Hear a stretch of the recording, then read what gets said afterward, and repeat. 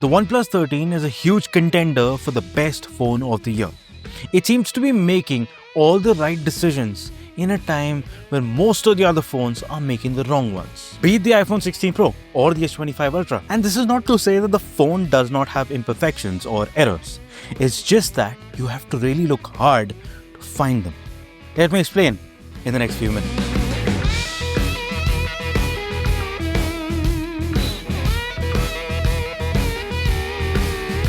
If I look really hard at the design of this phone, there's just one single flaw. The width. It is wider than the OnePlus 12, its predecessor. Another flaw I could find are the speakers. They're good, they're loud, but sometimes I feel that the bass is too boosted. So vocals and dialogues while watching content sound heavier than they should. But that's it. I love how this phone maintains the identity of a OnePlus phone while meaningfully changing the design. Even Apple hasn't done that in a few years. The microfiber vegan leather has a very premium feel to it, while it adds excellent grip to this big phone. The quad curved display looks beautiful, making the gestures super smooth. The display has received some scratches though, especially a deep one near the edge. Fortunately, OnePlus sells a tempered glass for it, along with some excellent cases, and all of them have magnets on the back for wireless charging. And the symmetrical curves on all four edges of both the front and back of this big phone make it extremely comfortable to hold. And the haptics are as good as the Pixel 9 Pro, and the fingerprint scanner is now ultrasonic. It is lightning quick. Another thing to specifically look at is the display.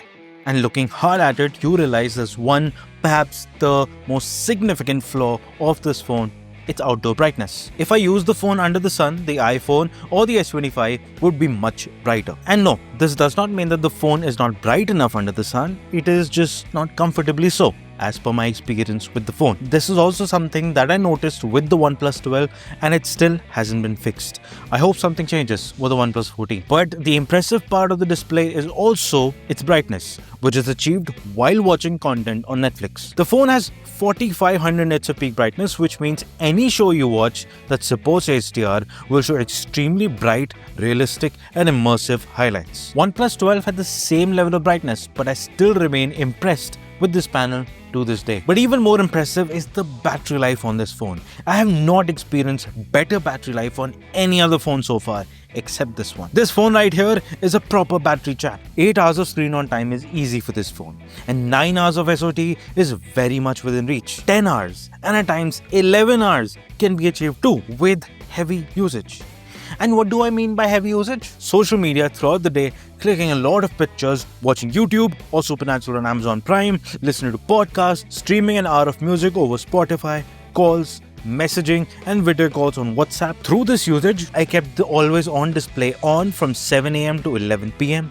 Wi-Fi, Bluetooth and mobile data was always on. 80% of the time the phone was used on Wi-Fi and the rest of it was on 5G. And with all this, you add 100 watts of charging, meaning that the phone will charge from 5% to 100% in around 30 minutes. And it also supports 50 watt of wireless charging, meaning you can charge this phone to 100% in less than 1.5 hours. So I just really don't have anything to complain about when it comes to the battery life and the charging on this phone. But coming to the complaints, I have some when it comes to the software. AI Eraser, for example, could use some improvements in the way it removes bigger distractions. And also, AI Reflection Remover, while nice when it works, does not always work. On the other hand, we also have intelligent search in the phone, which can answer your questions about an Excel sheet or a PDF by basically scanning the document in question with AI and generating an answer based on that right inside the search box. I love this feature, especially because you can ask it in general questions and it'll generate answers for them as well. We also get Gemini on the phone, which is Google's own version of ChatGPT, but integrated right into Android and Google's apps like Sheets, Keep, Docs, and the whole speed. The best thing is that the OnePlus 13 comes with Gemini Nano, the same AI model that exists on the S25 series and the Pixel 9 series. So the OnePlus 13 can do everything Samsung also advertises. Give multiple commands to Gemini and they will be executed at once. I asked it to search for upcoming FC Barcelona matches and add them to my calendar, and it did that. I told it about my upcoming trip to Manali with the dates and asked it to help me pack. It showed me everything to pack after searching for the Manali weather for specified date, and then I asked it to add the list to my Google Keep, which it also did. I love how reliable it is, and I will forever love circle to search. Tap and hold on the navigation bar and circle anything on the screen to do an image search for it. And once we move beyond AI, there's also a lot more to love about the software. The smoothness on Oxygen OS right now is peak.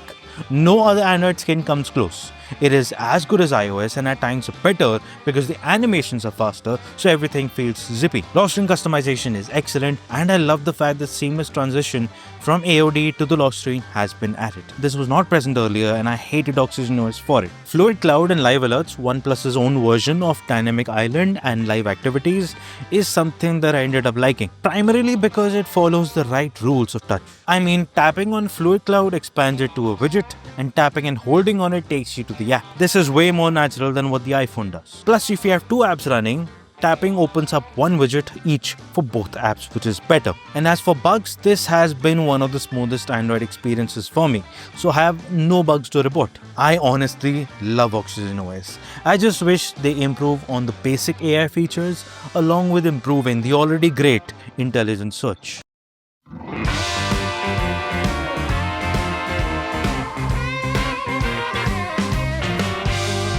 And coming back to the parts that do not need any improvement, let's talk about performance.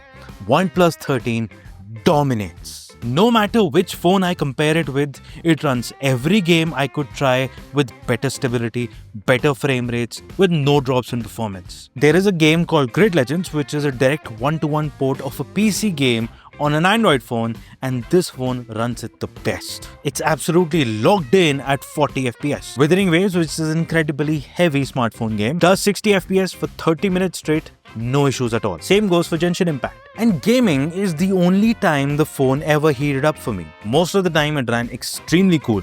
There were a few times where I would start Uber and the phone will be slightly warm, but honestly, a restart will fix all of that. So honestly, I don't know how to complain here. Now when I come to the camera, yes, like other parts, I will start with my complaints, which are 3 to be exact. The first one being the focusing issues. This camera does not like clicking pictures of things too close to it. It repeatedly wants to switch to macro mode for clicking anything that comes close. If you want to click close-ups with the telephoto lens, not possible.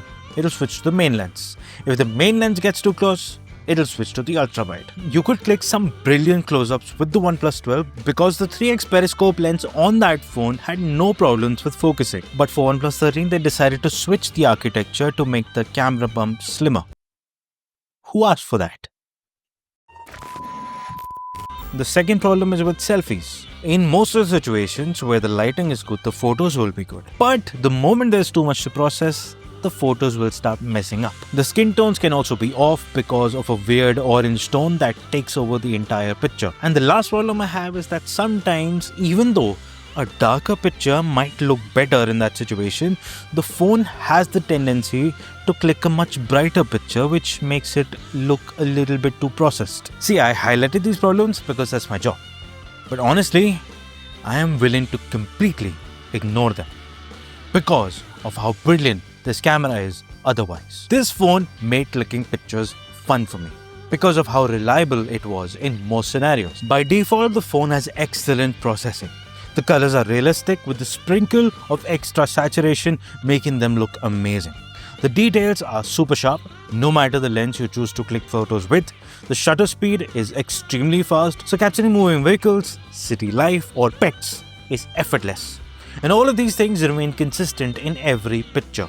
The reliability of the camera along with the impressive processing just made me want to click more pictures and test out as many scenes as possible. This is incredible. And the fact that all of this extends to every lens on this camera is amazing. And yes, I spoke about the problem of the phone making the images a bit too bright. But you can fix that. There is an option to reduce the default exposure value. I set it to -0.3 and everything was fixed. And since this is default, I did not need to touch this setting again. I also love clicking portraits with this camera. The processing of the photo changes a bit, but that is for the better. The skin tones become a bit dramatic, the sharpness is boosted by a tiny bit, and while the cutouts remain precise, the blur is soft when you're further away from the subject and aggressive when you're closer. And even though the camera is already fun with the shutter speed, with the processing and just how the photos come out, you can make it even more fun. You can add film simulations to every picture to have a different look. When you use the right profile with the right scene, the results are pretty amazing. If you're trying to capture a stage with a lot of lighting, or you're at a swanky wedding, you have another mode that can help you there. You get these specific modes meant for such occasions. The exposure is reduced, so the lights are slightly underexposed, resulting in such dramatic shots. And when you go on to shoot videos, they are a massive improvement over the OnePlus 12, but still not at the level of something like an iPhone. And that's what I'm talking about. You have to repeatedly remind yourself that this phone is not as expensive as an iPhone or any other expensive phone. Here's the price difference between the prices of the iPhone 16 Plus and 16 Pro Max compared to the OnePlus 13 with the same storage in India and now in the US. You can also have a look at the price differences between an S25 Ultra and the OnePlus 13. You see the difference? And yet, this phone is not equaling them in certain areas, but actually beating them squarely, fairly. None of them can compete in terms of performance so far. None of them compete in battery life and charging. The phone is also more comfortable in your hand than they are. And it also, in the black color, looks much better than they do. And honestly, the camera is more fun to click pictures with. This is exactly why it is very easy to forget the price of the OnePlus 13, which I think is the biggest achievement of this phone, for which I can easily recommend it to everyone.